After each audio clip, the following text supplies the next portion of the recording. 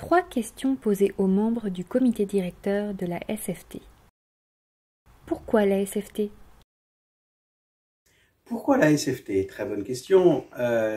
Personnellement, j'ai rejoint la SFT pour rejoindre un groupe de personnes, pour ne pas être seul. On est toujours beaucoup plus fort quand on fait partie d'un groupe que lorsqu'on est seul, isolé. Et donc, voilà, je pense que c'est important d'avoir ce sentiment d'appartenance à quelque chose. Et puis, j'ai toujours été quelqu'un qui a aimé œuvrer pour le monde associatif. Ça faisait partie aussi un petit peu de mon ADN. C'est important de partager aussi ses avantages, ses périodes de doute aussi avec d'autres membres afin de se rendre compte qu'on n'est pas tout seul dans cette situation et qu'on peut, à plusieurs, sortir la tête haute de la situation dans laquelle on peut se trouver. Pourquoi la SFT?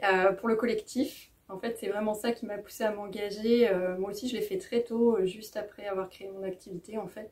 Et pour moi, c'était un moyen de rencontrer des collègues. Mais au-delà de ça, au-delà du réseau, je pense que c'est important de faire nombre, de faire groupe, pour donner de la visibilité à nos métiers, pour mieux nous représenter, nous défendre. C'est vrai que tout seul, le traducteur peut être isolé, il travaille chez soi. Et là, on rejoint une grande famille et ensemble, on contribue à donner une meilleure image et plus de visibilité à nos métiers. En fait, la SFT, je l'ai rejointe très rapidement après avoir créé mon entreprise. C'était fin 2011. Et donc, dès 2012, j'ai rejoint le syndicat.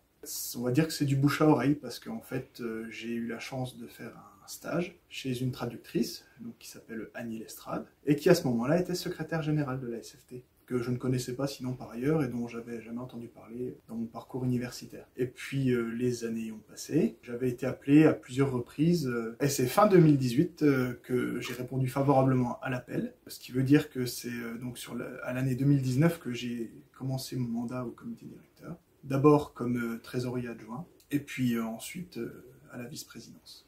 La SFT, pour moi, ça a été l'occasion de découvrir comment faisaient les traducteurs français, les interprètes français, les professionnels du secteur engagé en France. Pourquoi? Parce qu'avant, je travaillais comme traductrice au Québec. Donc, j'ai fait mes études au Québec, j'ai commencé ma carrière au Québec. Et donc, quand je suis venue ici, j'avais vraiment envie de découvrir leur mode de fonctionnement, quelles études les gens avaient fait, comment ils s'étaient lancés, etc. sur un marché qui est différent puisque la France n'est pas un pays bilingue en fait.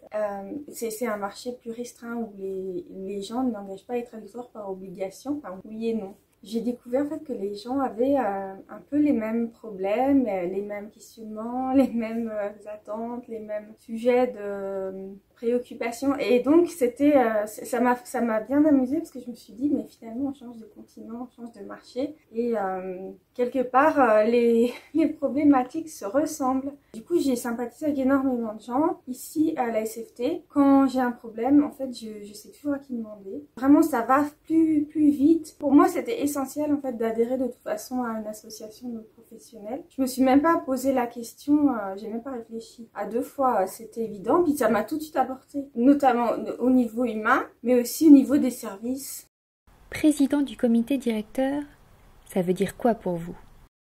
Alors oui, le comité directeur a bien voulu me faire l'honneur de me choisir comme président. Je suis dans ma 3e année de présidence. J'ai accepté parce que j'avais quelque chose à apporter. Et puis, de toute façon, je ne suis que le porte-parole du comité directeur. Comme toute association ou tout syndicat, il faut un président, mais je ne me considère pas comme le président. Je suis là pour coordonner ou essayer de coordonner un petit peu le travail du comité directeur. C'est impulser certaines actions quand même quelquefois et puis faire travailler les gens aussi et susciter des idées, des envies pour que chacun puisse aussi trouver sa place au sein de ce comité directeur et qu'on œuvre tous ensemble, et je souligne tous ensemble pour le bien de nos professions, que ce soit la traduction ou l'interprétation. Vice-président du comité directeur, ça veut dire quoi pour vous?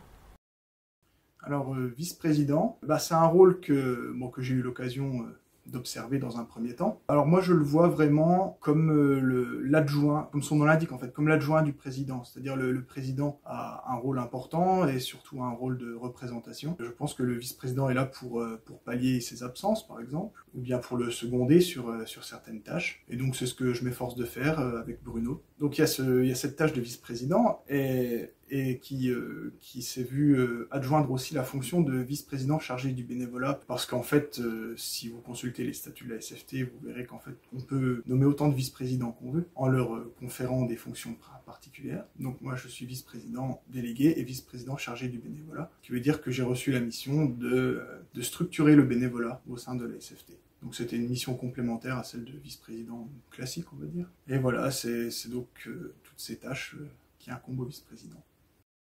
Membre du comité directeur, ça veut dire quoi pour vous? Quelqu'un qui est membre du comité directeur, c'est quelqu'un qui souhaite en fait contribuer au bon fonctionnement de la SFT. C'est quelqu'un qui veut vraiment faire des choses, qui veut prendre un peu plus de temps pour faire du bénévolat, pour donner et contribuer à donner une direction la bonne à la SFT. Par exemple, à titre personnel, je suis dans la commission de formation. Je fais aussi partie de la commission expert judiciaire. Ça aussi, c'est un autre volet du travail. Et puis, dans la vie de tous les jours, quand on est en réunion, on prend des décisions sur un peu tout, des contrats aux actions qu'on va mener, à notre représentation. C'est vraiment quelqu'un qui veut voir la SFT prospérer, qui est content d'être là et qui veut donner son petit coup de main. Il peut venir au comité directeur.